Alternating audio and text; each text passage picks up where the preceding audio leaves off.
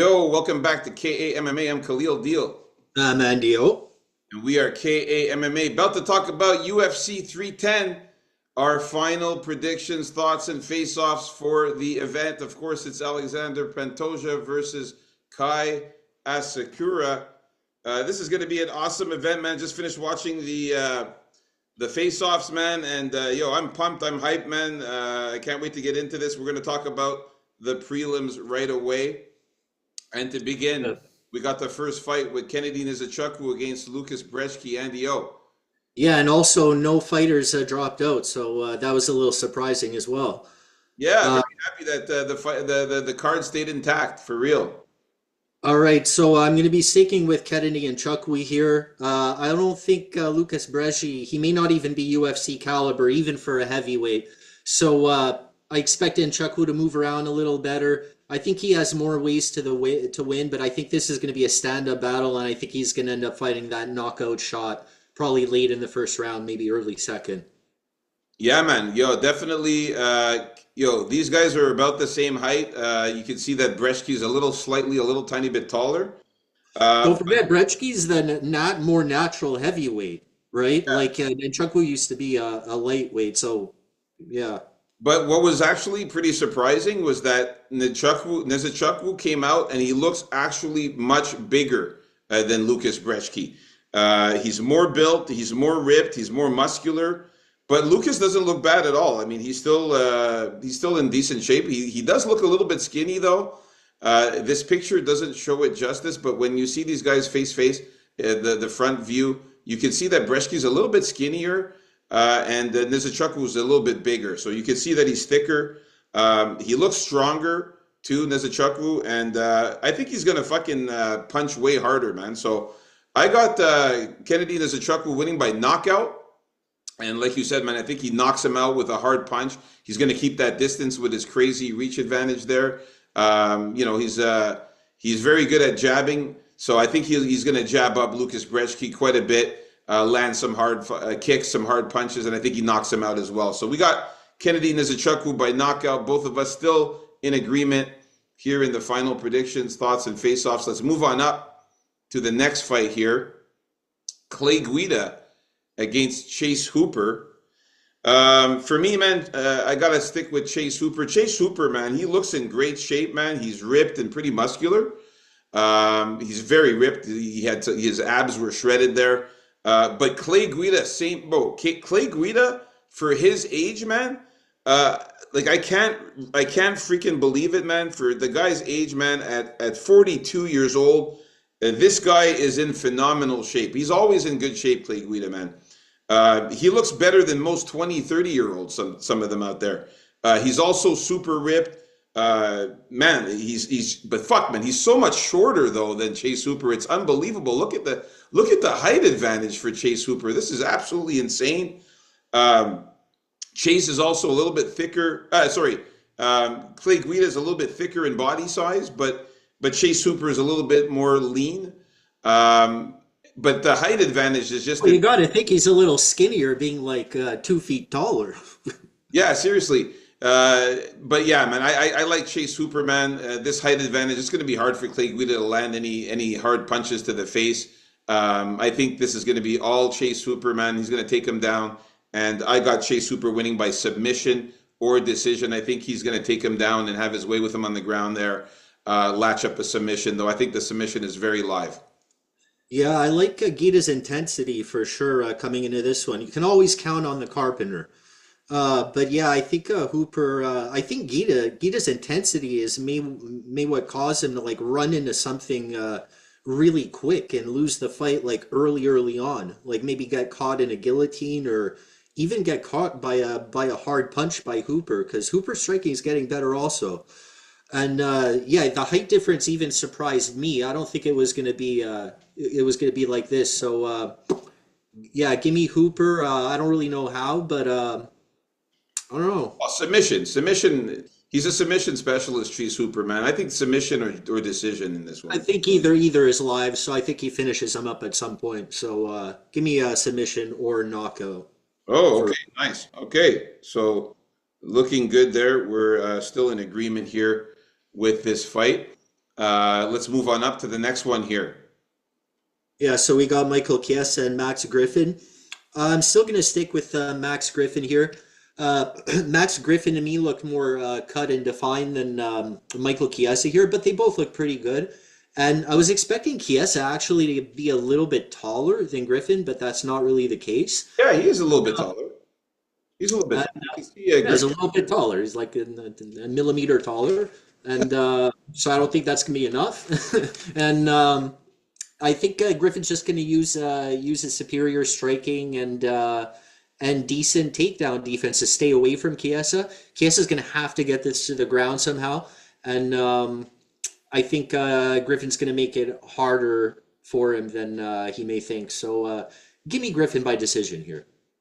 all right, man. So yeah, Max Griffin is absolutely killing it. He's in phenomenal shape. He's pretty big and muscular, man. He's actually bigger than Michael Chiesa. I was surprised to see that. But Chiesa is just a tiny bit taller. Um, so he's more muscular. He's more ripped than Michael Chiesa. Chiesa still looks good, man. He's lean. He's also in good shape, but he's skinnier in body size than Max Griffin. Um, I think that Chiesa though will be faster. The fact that he's less muscular, I think he'll be a little bit faster in the cage. I think he's going to be able to get the takedowns on Max Griffin. Uh, Uh, but I'll tell you one thing though, it he's is going to slow, be. Chiesa, bro. He's slow. Sorry. He's slow, Chiesa. Yeah, yeah. I mean, I really do think that this is going to be a close fight. We'll talk about the betting there, but I definitely like Max Griffin as a dog play. He'll be on the dog list. But yeah, man, I gotta still stick with Michael Chiesa very, very, very slightly. The Just odds are even in this fight, by the way, now. So yeah, you're right. The odds are even.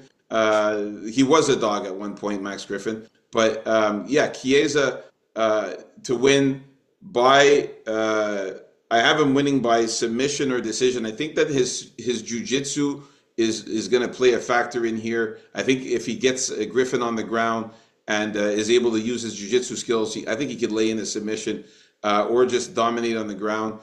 So Max Griffin really has to keep this fight standing. But I'm not confident in it at all, but I'm going with Chiesa, a slight tiny lean to win by sub or decision. I know you're still sticking with Griffin. How do you have him winning? yeah, by decision. All I right. think stay away from him and win maybe even a split decision. But yeah. So we're in disagreement still with this one. We're gonna move on up to the next fight here. We got Cody Durden on the left and Joshua Van on the right. A little bit of writing in the background there. Must have been Yeah, a little mistake a there. caption or something. So in this one here, Joshua Van, man, this guy looks in really, really good shape. He's ripped and muscular. Cody Durden looks good too, though. He's a bit skinnier though, Cody Durden, than I've seen him in the past. So that's You not said you mentioned that the last time with Cody Durden, I remember. And like he keeps looking. it's true though, but he still won last fight even. So That's true. But he is a bit skinnier than he was in the past. He's less it, muscular than Joshua Van. He's taller than Joshua Van, obviously. But Joshua, though, he's bigger in body size. He's thicker. Now, Cody tried to make Joshua flinch by getting in his face real quick, like trying to get in his face, try to make him. right there actually Yeah, is when he did it. the picture of it right here, where you see him trying to get in his face. It didn't really, it didn't really do what he was trying to make him do. It didn't make Joshua flinch at all. Joshua stayed cool. He looks confident. If he stuffs the takedowns, it's going to be a really bad day for Cody Durden. So I still got Joshua Van to win this one. I got Joshua Van winning by KO or decision. I think the body shots, I think he lands something. I think he catches Cody Durden in the chin, and Cody Durden's been rocked before. I just don't think that Cody Durden is going to be able to take down Joshua Van easily in this one this time. And I like the physicality of Joshua Van being a little bit more muscular and bigger. I think he's going to hurt Cody Durden, man. So, yeah, sticking to the same here, Joshua Van. What about you? I think even if Durden gets him down, as he's going to try for sure, Joshua Van's going to still get up. He's not going to be like super easy to hold down there anyway. So I think what I think is going to happen in this fight is that Van's going to start out somewhat slow. Durden's probably going to win the first round, and then later on in the fight, Van's going to get things going. The body shots are going to start to hurt Durden, and Durden's going to end up getting knocked out later in the fight in the third round, or it's going to be a Van decision in the end. All right, so we're both still in agreement with Joshua Van by KO or decision here. Let's move on up to the next fight here. All right, we got Chris Weidman against Eric Anders. Who you got, Andy-O? Yeah, but I'm gonna still stick with Chris Weidman here. Both these guys joking around here. At one point, I'm pretty certain that yeah, boy here went. So you're gonna poke me in the eye, and Weidman's like, yeah, a couple times, and just fair warning and all that.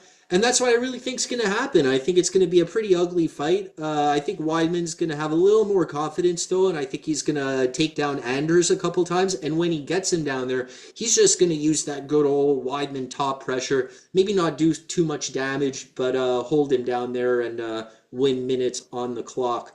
And I also think Anders is sluggish. So, and they're almost the same age. So give me Weidman by decision. I agree with you here, man. I like Chris Weidman too here still. Eric Anders is pretty big and muscular. He's built like a tank, man. But Chris Weidman looks fucking ripped, and he's also muscular himself. He is a little bit leaner than Eric Anders. I think he's going to be quicker than Eric Anders on the feet. They're both the same, about the same height as we can see here. I think there's a tiny little height advantage there for Chris Weidman. But I just think Weidman's going to be faster than Eric Anders. Eric Anders, he tends to move very slow, throws very slowly. His punches are very slow. He's sluggish in there, like you said. And I think that Weidman's going to be able to move quickly around them, fend some of the, move out of the way of some of the punches and level change properly, get him down. And that's where he'll start doing his work on the ground. I think he might be able to latch in a submission. Weidman is a good submission specialist too. So I got Chris Weidman winning this one by decision or submission. I think that a submission is live here if he gets Eric Anders in a nice position there on the ground. So we're still in agreement with Chris Weidman in this one here. But Eric Anders, he is still dangerous. We can't forget that Eric Anders has some power if he lands something here. So Weidman's got to be careful. All right. So we're still in agreement with this one. Let's move on up to the next fight here with Randy Brown versus Brian Battle. I really can't wait to see this fight, man. This is going to be very, very exciting. It should be one of the better fights of one thing about this fight. This is the only fight where a fighter missed weight, and that was Brian Battle. I was about to say that, man. Thanks for stealing it. All right. Yeah, Brian Battle missed weight, man. He went over by, I think it was 4 pounds, was it? I think it was pretty big. I'm not sure exactly. 4.5 pounds. That was going the wrong way there, Battle. Going the wrong way, my man. Yeah, man. He missed weight, which was it's pretty disappointing. But he looks really good, man. I don't know if he did it on purpose to have that little bit of a weight advantage over Randy Brown. Oh, don't say that, man. No, that's not good. I hope not. But he looks really good. I love his walkout. When he walked out to the podium, he did the Ric Flair walk, and then he went woo, just like Ric Flair does there. That was pretty cool. He also has that lump on the side of his face. I don't know. I was about to mention that. Yeah, he has a little bit of lump near the temple there. I think it might be during sparring or something like that. He might have just caught a bump there while he was practicing or sparring. That little bump there, that's not that great, but who knows, if Randy Brown focuses on that, could be a problem. But Randy Brown though, man, this guy is in phenomenal shape, man. This guy is ripped. He's muscular. Both of these guys are ripped. You saw the abs on Brian Battle too, but Randy Brown, he's just got way more ripped abs. He's way more, he's in better shape a little bit. He made weight, of course, and he's so much taller too than Brian Battle. This is going to be, like I said, I think, one of the best fights of the card, man. I got Brian Battle still winning this one. The fact that he has this extra weight might come to his advantage when he gets the takedowns and gets on top of Randy Brown. So I think that's where he will be able to stay on top and keep him down with that weight advantage now that he missed weight. So I got Brian Battle to win this one, still winning it by KO or submission. I think he finishes Randy Brown, but this isn't an explosive. Randy Brown is still pretty explosive and very athletic. Anything can happen. But yeah, I'll stick with Brian Battle. What about you? Yeah, give me the pressure of Brian Battle to be just too much for Brown, who wants his space and wants to make it a crisper fight. So I think Brian Battle's also going to mix in the takedowns, and yeah, maybe the weight miss is going to help him out. I hope it doesn't make him more tire out quicker or something like that. But yeah, I'm still sticking. This guy's got endurance, though, man. He's got some stamina, man. Brian Battle's got good cardio. Yeah, and maybe throw in some low kicks there on those twig legs you mentioned, right? On Randy Brown. So Yeah, yeah, absolutely, man. So, I'm gonna have to call yeah, knockout or decision for Battle. all right, we're still in agreement with this one here. Let's move on up to the next fight. We got uh, Movsar Evloev versus Aljamain Sterling. And this fight, man, shouldn't the winner of this fight for the title? You would think, and it's on the prelims. Wow. Yeah, so I'm just gonna go with Movsar Evloev because I believe he's the better grappler, and I believe his striking's not that bad. It gets the job done, and Sterling's not really a great striker himself. He does have good, powerful leg kicks that I like. But that's really early on in the fight before he starts to tire out, and then you see him kind of lunging, right, and to make up for it. So that's something you can't really do with Evloev, who's going to capitalize on that. And other than that, both the same size, both in good shape, and I think it should be a decent enough fight here, but I think Evloev comes away with it with a decision. Yeah, man. I'm still I'm sticking to Movsar Evloev as well, man. Aljamain Sterling, though, man, incredible shape, phenomenal shape. I don't think there's even an inch of fat on this guy, man. This guy is super, super duper ripped. It's absolutely incredible how this guy stays in such amazing, immaculate shape.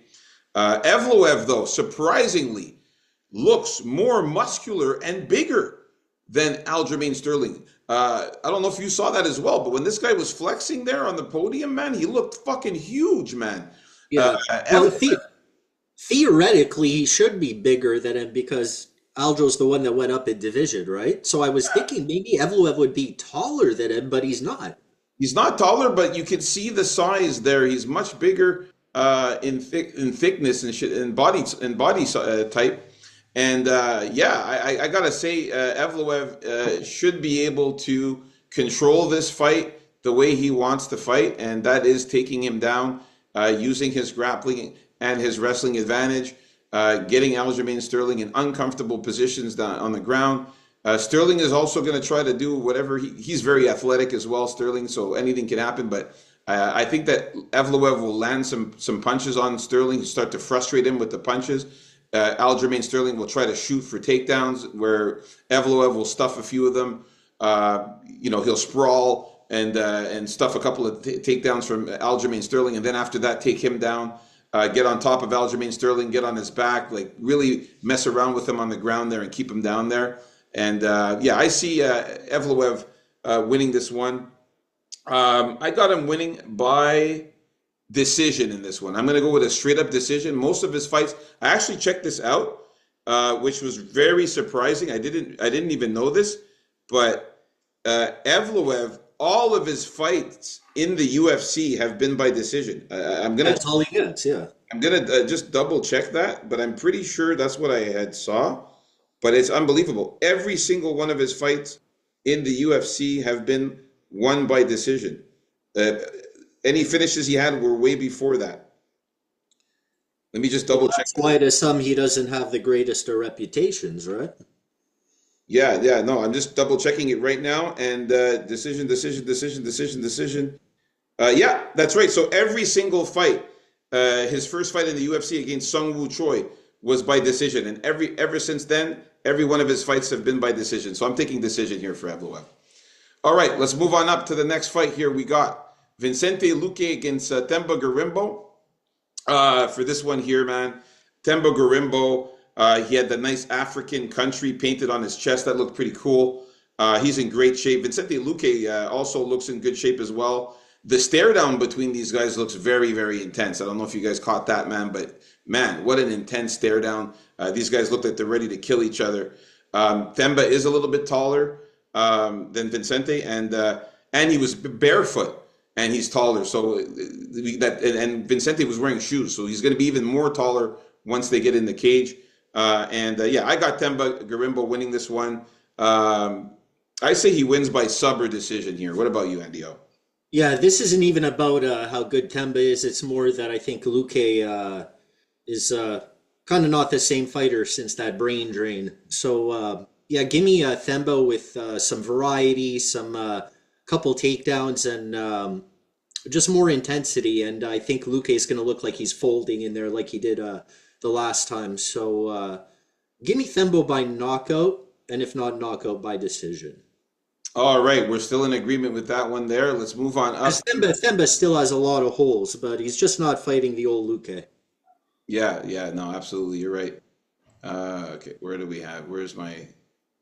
All right, so next we got it's the co-main. It's the main event of the prelims with Anthony Smith against Dominic Reyes. Okay, give me a second. I think I forgot to bring this bad boy in here. Let me go get him. I thought I had him in there, but I Well, did not. anyway, yeah, this one here, Anthony Smith, man, like also along with his shaky performances lately, Anthony Smith has been going through some grief because a close friend, sparring partner, mentor, or something like that ended up passing away, I heard, and Oh, that's just another thing getting in the way of Anthony Smith's psyche here. But okay. I think uh, that's why he looked a little bit angry, man. So I think maybe but that's why. Yeah. Okay. yeah, and thing is, man, with Anthony Smith, when he's completely counted out, these are the fights he wins. And apparently, Anthony Smith has been asking and wanting this Dominic Reyes fight for the past 5 years or something like that. And maybe he sees something there that he feels like he can use to his advantage. And me personally, man, I still don't trust Alex Reyes. Dominic And Reyes. yeah, Alex Reyes. I'm using Alex Reyes, and Dominic Reyes is a more popular one, or more famous one. Yeah. Uh, look. I don't think his chin is recovered. I don't think his nose is good. I think that's his weakness, and I think Smith is gonna get a couple takedowns in there, throw Reyes off balance, and prove that Anthony Smith is still the Lionheart and still got it, which he doesn't, because I'll probably pick against him in the next fight. But in this one, I'm gonna go with Anthony Smith, man. I'm not convinced that Dominic Reyes is gonna have some kind of resurgence or anything like that. Yeah, man. I mean, We need Anthony Smith by knockout or sub. okay. Yeah, I mean, look, man, I don't know if it's just me, but it looks like Anthony Smith, he doesn't look like he wants to be there, man. Now that you mentioned the thing about his friend passing away or whatever there, I guess that explains why he looks so angry and doesn't look like he wants to be there at all. Oh, he wants to be there. We do remember him saying in the press conference that he doesn't care about winning. Um, I mean, the guy's in good shape. Look, the guy has 20 losses. It's about time he stopped caring about winning, you know? Get in there. Get Just come from somewhere, as you like to say, bro. from And everywhere. 20 losses is pretty steep, man. 37 wins, 20 losses. It's a lot of damage, man. Now, Reyes is taller. He's a little bit taller than Anthony Smith, which I like. And Reyes is also in good shape as well. I think he's a little bit more leaner. But Anthony Smith just looks pissed off, man. He got in the face of Reyes there, but Reyes stayed cool. This should be a banger of a fight, man. I got to go with Dominic Reyes slightly. I'm still sticking with Dominic Reyes in this one, man. and I have him winning by KO or decision. I just think Anthony Smith is washed up. I don't think he has it in him anymore. I don't think even with the rage in him there for whatever he's going through is gonna come through. I think it's gonna be a disadvantage. I think he's gonna come. Rage. Yeah, I think he's gonna come out there too angry, and Reyes is just gonna knock him out and hit him with something and knock him out. So I'm gonna go with Dominic Reyes by knockout. Not much confidence in it there, but there you have it, folks. These are our final predictions, thoughts, and face-offs for the prelims. If you haven't already, like and subscribe. We are trying to get to 50 subs by the end of the year. We're at 46. We need 4 more. Hey, guys, four more of you guys smash on that sub button. All right. It's easy to do and free.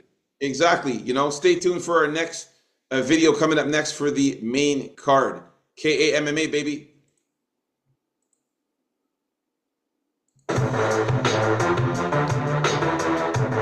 Peace out, folks.